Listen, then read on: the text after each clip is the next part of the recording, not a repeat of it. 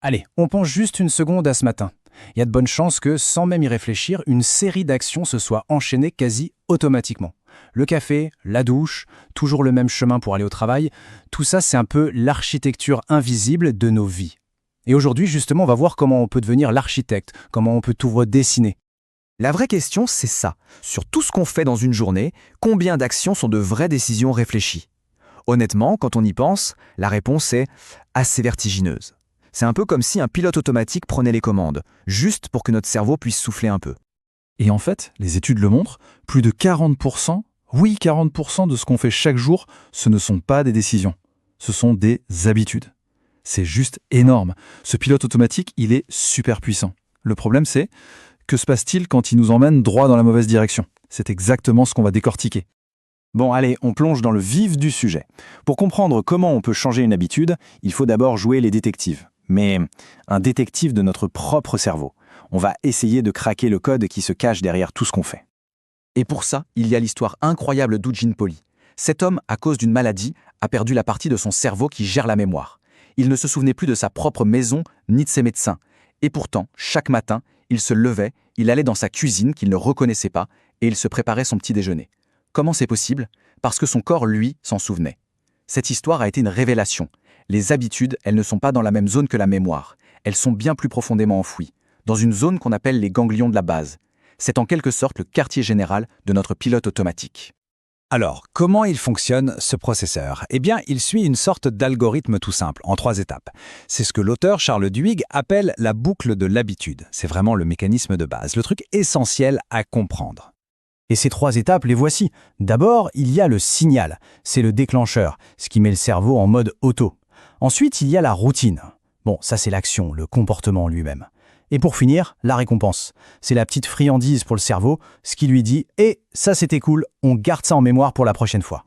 Mais il y a un ingrédient secret, le truc qui rend cette boucle presque impossible à briser. C'est le désir. En fait, ce n'est même pas la récompense qui nous fait bouger, c'est l'anticipation de la récompense. C'est subtil, mais c'est crucial.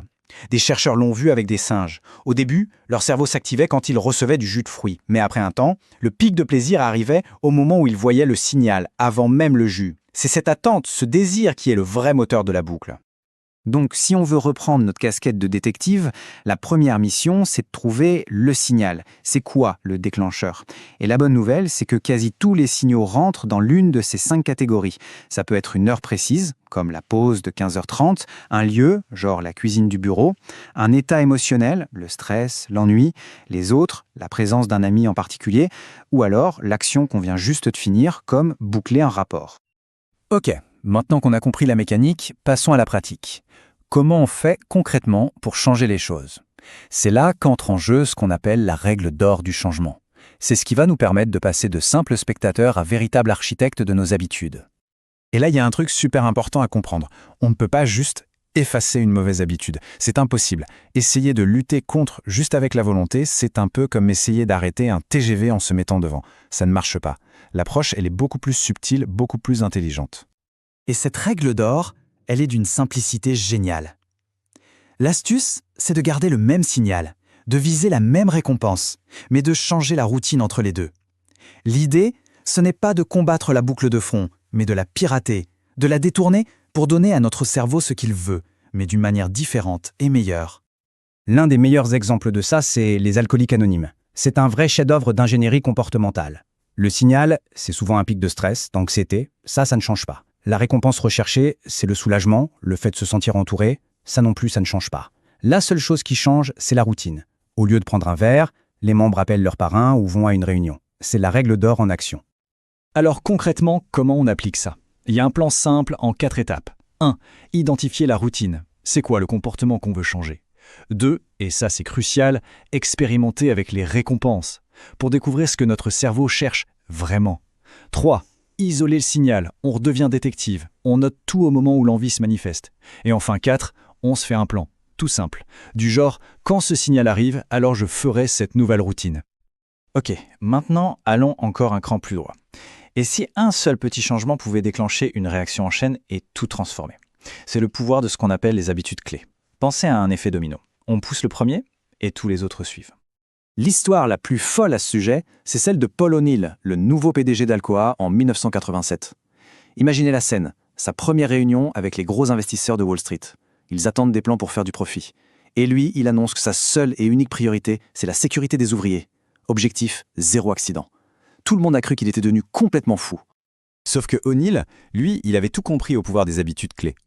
Il a mis en place une seule nouvelle règle. Si un accident se produisait, le chef de l'unité avait 24 heures pour lui envoyer un rapport, avec un plan pour que ça n'arrive plus jamais. Et pour que cette seule règle soit respectée, tout le reste a dû changer.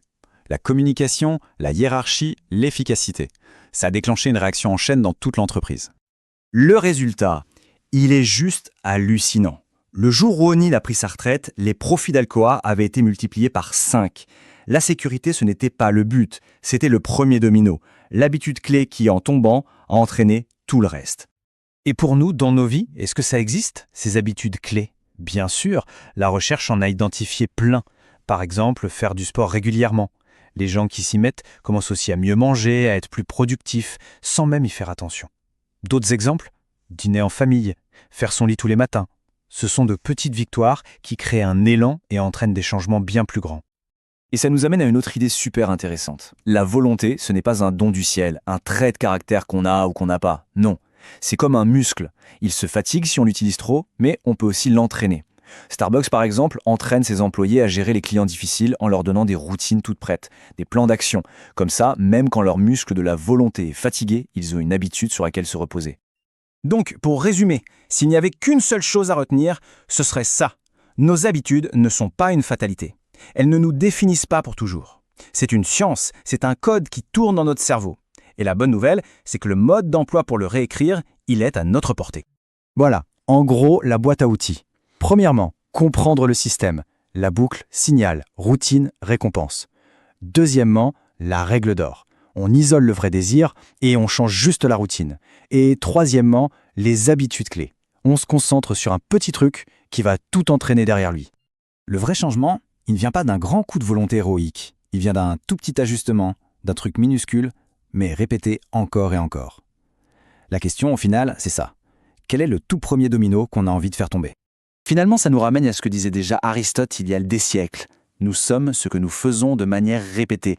L'excellence n'est alors pas un acte, mais une habitude. C'est ça le chemin. C'est comme ça qu'on reprend les commandes, qu'on devient vraiment l'architecte de sa vie.